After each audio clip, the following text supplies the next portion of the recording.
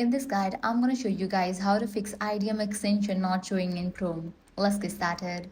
First, launch your Chrome browser, click on three dots, navigate to the option extensions, click on manage extension. From here, toggle on for the option developer mode. Now launch your Files app, then navigate to the option disk PC, click on the option local disk. Here, navigate to the option program files. Now search for the folder Internet Download Manager.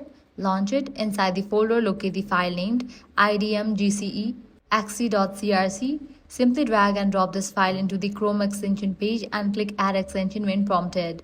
If the first method doesn't work for you, open Chrome Web Store.